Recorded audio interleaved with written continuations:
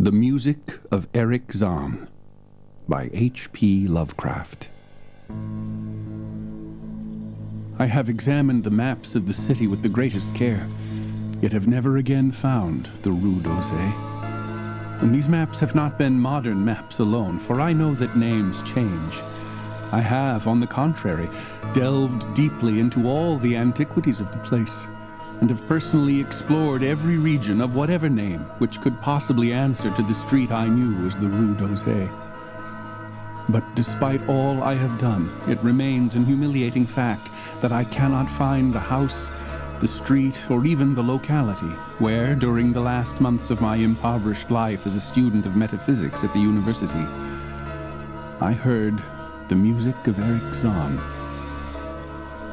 That my memory is broken, I do not wonder, for my health, physical and mental, was gravely disturbed throughout the period of my residence in the Rue d'Orsay, and I recall that I took none of my few acquaintances there. But that I cannot find the place again is both singular and perplexing, for it was within a half-hour's walk of the university, and was distinguished by peculiarities which could hardly be forgotten by anyone who had been there. I have never met a person who has seen the Rue d'Orsay. The Rue d'Orsay lay across a dark river, bordered by precipitous brick blear-windowed warehouses and spanned by a ponderous bridge of dark stone. It was always shadowy along that river, as if the smoke of neighboring factories shut out the sun perpetually. The river was also odorous with evil stenches, which I have never smelled elsewhere, and which may someday help me to find it, since I should recognize them at once. Beyond the bridge were narrow, cobbled streets with rails, and then came the ascent, at first gradual but incredibly steep as the Rue d'Orsay was reached. I have never seen another street as narrow and steep as the Rue d'Orsay. It was almost a cliff, closed to all vehicles, consisting in several places of flights of steps, and ending at the top in a lofty ivied wall. Its paving was irregular, sometimes stone slabs, sometimes cobblestones, and sometimes bare earth with struggling greenish-gray vegetation. The houses were tall, peaked-roofed, incredibly old, and crazily leaning backward, forward, and sidewise. Occasionally, an opposite pair, both leaning forward, almost met across the street like an arch, and certainly they kept most of the light from the ground below. There were a few overhead bridges from house to house across the street. The inhabitants of that street impressed me peculiarly. At first I thought it was because they were all silent and reticent, but later decided it was because they were all very old. I do not know how I came to live on such a street, but I was not myself when I moved there. I had been living in many poor places, always evicted for want of money, until at last I came upon that tottering house in the Rue d'Orsay kept by the paralytic Blandot. It was the third house from the top of the street, and by far the tallest of them all. My room was on the 5th story, the only inhabited room there since the house was almost empty. On the night I arrived, I heard strange music from the peaked garret overhead, and the next day asked old Blandot about it. He told me it was an old German viol player, a strange, dumb man who signed his name as Erich Zann, and who played evenings in a cheap theater orchestra, adding that Zann's desire to play in the night after his return from the theater was the reason he had chosen this lofty and isolated garret room, whose single gable window was the only point on the street from which one could look over the terminating wall at the declivity and panorama beyond. Thereafter I heard Zann every night, and although he kept me awake, I was haunted by the weirdness of his music. Knowing little of the art myself, I was yet certain that none of his harmonies had any relation to music I had heard before, and concluded that he was a composer of highly original genius. The longer I listened, the more I was fascinated, until after a week I resolved to make the old man's acquaintance. One night, as he was returning from his work, I intercepted Zann in the hallway. and told him that I would like to know him and be with him when he played.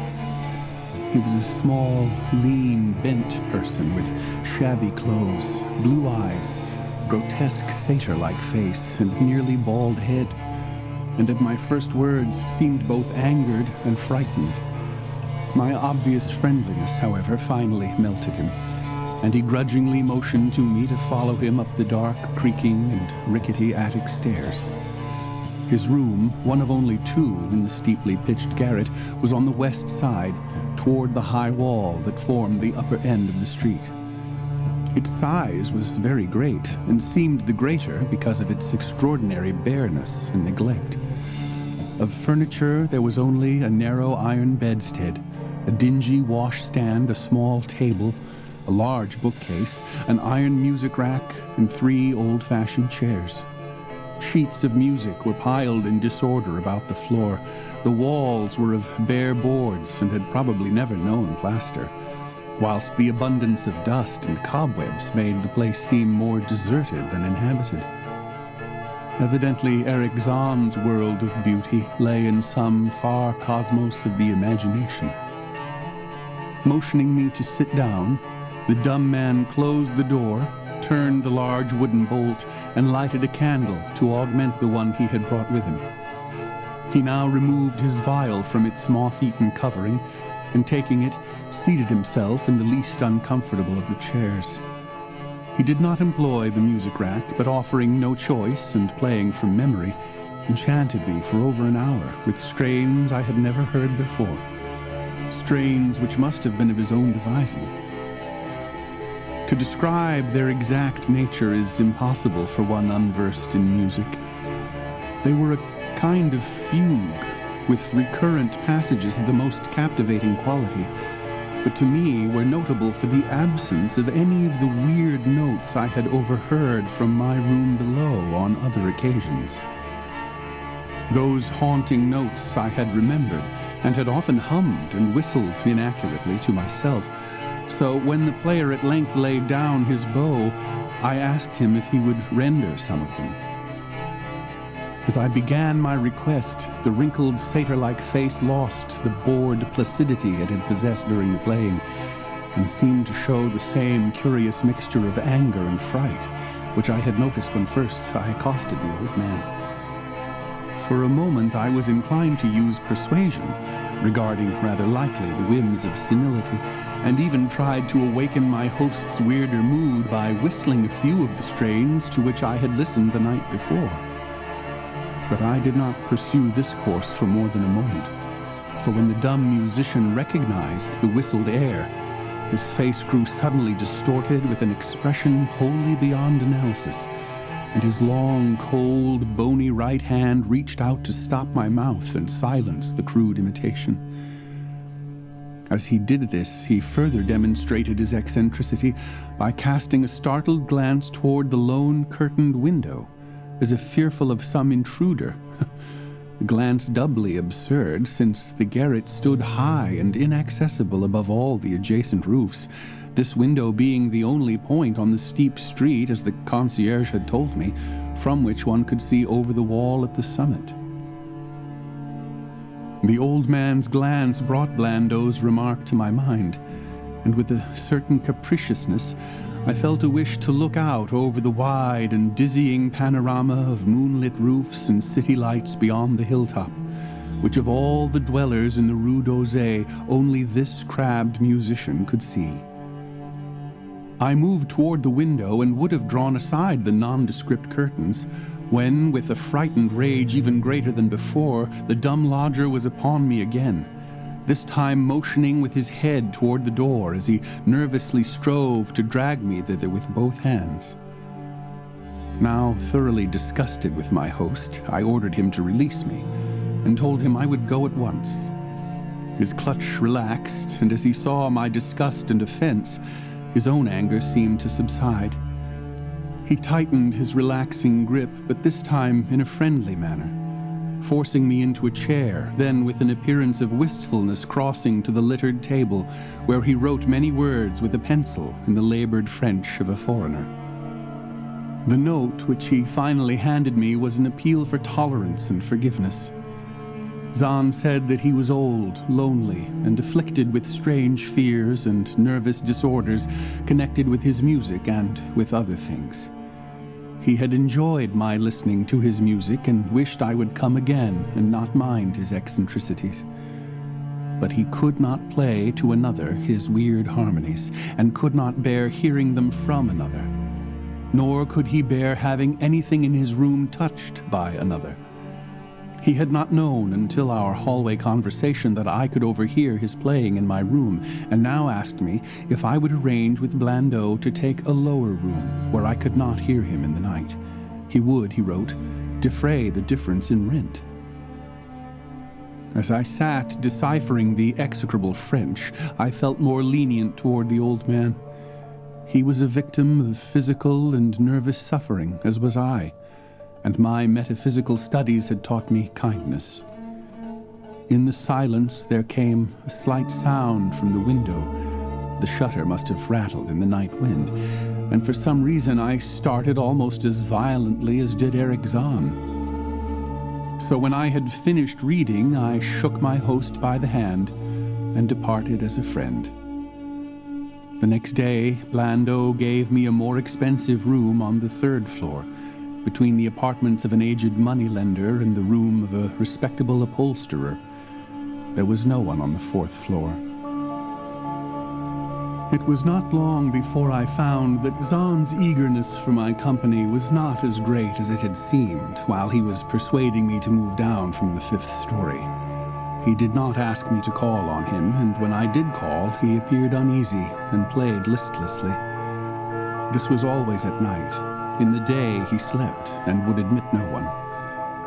My liking for him did not grow, though the attic room and the weird music seemed to hold an odd fascination for me. I had a curious desire to look out of that window, over the wall and down the unseen slope at the glittering roofs and spires which must lie outspread there. Once I went up to the garret during theater hours when Zann was away, but the door was locked. What I did succeed in doing was to overhear the nocturnal playing of the dumb old man. At first, I would tiptoe up to my old 5th floor. Then I grew bold enough to climb the last creaking staircase to the peaked garret. There, in the narrow hall outside the bolted door with the covered keyhole, I often heard sounds which filled me with an indefinable dread, the dread of vague wonder and brooding mystery. It was not that the sounds were hideous, for they were not, but that they held vibrations suggesting nothing on this globe of earth, and that at certain intervals they assumed a symphonic quality which I could hardly conceive as produced by one player. Certainly Erich Zann was a genius of wild power. As the weeks passed, the playing grew wilder, whilst the old musician acquired an increasing haggardness and furtiveness pitiful to behold. He now refused to admit me at any time, and shunned me whenever we met on the stairs. Then one night, as I listened at the door, I heard the shrieking vials swell into a chaotic babble of sound, a pandemonium which would have led me to doubt my own shaking sanity had there not come from behind that barred portal a piteous proof that the horror was real, the awful inarticulate cry which only a mute can utter, and which rises only in moments of the most terrible fear or anguish. I knocked repeatedly at the door, but received no response.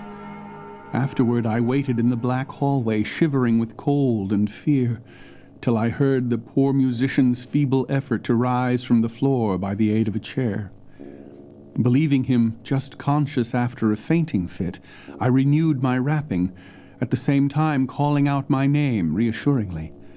I heard Zann stumble to the window and close both shutter and sash, then stumble to the door, which he falteringly unfastened to admit me.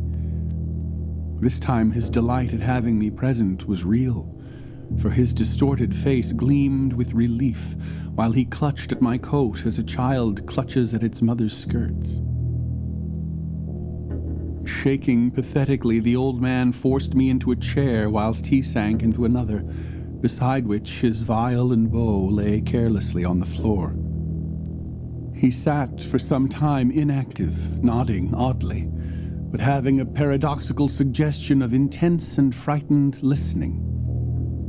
Subsequently, he seemed to be satisfied, and crossing to a chair by the table, wrote a brief note, handed it to me, and returned to the table, where he began to write rapidly and incessantly. The note implored me in the name of mercy, and for the sake of my own curiosity, to wait where I was while he prepared a full account in German of all the marvels and terrors which beset him. I waited, and the dumb man's pencil flew. It was perhaps an hour later, while I still waited, and while the old musician's feverishly written sheets still continued to pile up, that I saw Zann start as from the hint of a horrible shock. Unmistakably, he was looking at the curtained window and listening shudderingly.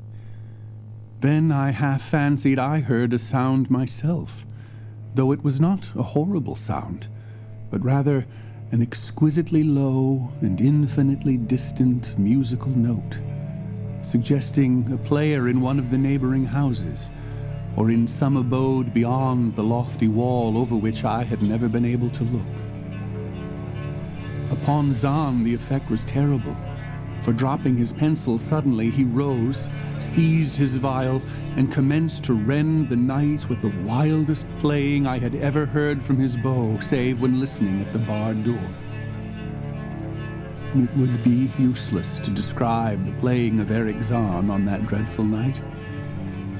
It was more horrible than anything I had ever overheard, because I could now see the expression of his face, and could realize that this time the motive was stark fear.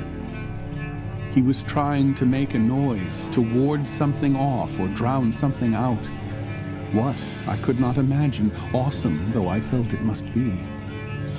The playing grew fantastic, delirious, and hysterical, yet kept to the last the qualities of supreme genius which I knew this strange old man possessed. I recognized the air. It was a wild Hungarian dance, popular in the theaters, and I reflected for a moment that this was the first time I had ever heard Zann play the work of another composer. Louder and louder, wilder and wilder, mounted the shrieking and whining of that desperate viol. The player was dripping with an uncanny perspiration and twisted like a monkey, always looking frantically at the curtained window. In his frenzied strains, I could almost see shadowy satyrs and bacchanals dancing and whirling insanely through seething abysses of clouds and smoke and lightning. And then I thought I heard a shriller, steadier note that was not from the viol, a calm, deliberate, purposeful, mocking note from far away in the west. At this juncture, the shutter began to rattle in a howling night wind which had sprung up outside, as if in answer to the mad playing within. Zann's screaming viol now outdid itself, emitting sounds I had never thought a viol could emit. The shutter rattled more loudly, unfastened, and commenced slamming against the window. Then the glass broke shiveringly under the persistent impacts, and the chill wind rushed in, making the candles sputter and rustling the sheets of paper on the table where Zann had begun to write out his horrible secret. I looked at Zann and saw that he was past conscious observation. His blue eyes were bulging, glassy, and sightless, and the frantic playing had become a blind, mechanical, unrecognizable orgy that no pen could even suggest. A sudden gust, stronger than the others, caught up the manuscript and bore it toward the window. I followed the flying sheets in desperation, but they were gone before I reached the demolished panes. Then I remembered my old wish to gaze from this window, the only window in the Rue d'Auseil from which one might see the slope beyond the wall and the city outspread beneath. It was very dark, but the city's lights always burned, and I expected to see them there amidst the rain and wind. Yet when I looked from that highest of all gable windows, looked while the candles sputtered and the insane viol howled with the night wind. I saw no city spread below, and no friendly lights gleaming from remembered streets, but only the blackness of space illimitable, unimagined space alive with motion and music, and having no semblance to anything on earth. And as I stood there looking in terror, the wind blew out both the candles in that ancient peaked garret, leaving me in savage and impenetrable darkness, with chaos and pandemonium before me, and the demon madness of that night-baying viol behind me. I staggered back in the dark without the means of striking a light, crashing against the table, overturning a chair, and finally groping my way to the place where the blackness screamed with shocking music. To save myself and Erich Zann, I could at least try, whatever the powers opposed to me. Once I thought some chill thing brushed me, and I screamed, but my scream could not be heard above that hideous viol. Suddenly, out of the blackness, the madly sawing bow struck me, and I knew I was close to the player. I felt a head, touched the back of Zann's chair, and then found and shook his shoulder in an effort to bring him to his senses. He did not respond, and still the viol shrieked on without slackening. I moved my hand to his head, whose mechanical nodding I was able to stop, and shouted in his ear that we must both flee from the unknown things of the night. But he neither answered me nor abated the frenzy of his unutterable music, while all through the garret strange currents of wind seemed to dance in the darkness and babble. When my hand touched his ear, I shuddered, though I knew not why. Knew not why till I felt of the still face, the ice-cold, stiffened, unbreathing face, whose glassy eyes bulged uselessly into the void. And then, by some miracle finding the door and the large wooden bolt, I plunged wildly away from that glassy-eyed thing in the dark, and from the ghoulish howling of that accursed viol, whose fury increased even as I plunged. Leaping, floating, flying down those endless stairs through the dark house, racing mindlessly out into the narrow, steep, and ancient street of steps and tottering houses, clattering down steps and over cobbles to the lower streets and the putrid canyon-walled river, panting across the great dark bridge to the broader, healthier streets and boulevards we know. All these are terrible impressions that linger with me. And I recall that there was no wind, and that the moon was out, and that all the lights of the city twinkled. Despite my most careful searches and investigations, I have never since been able to find the Rue d'Orsay. But I am not wholly sorry, either for this or for the loss in undreamable abysses of the closely written sheets which alone could have explained the music of Erich Zann.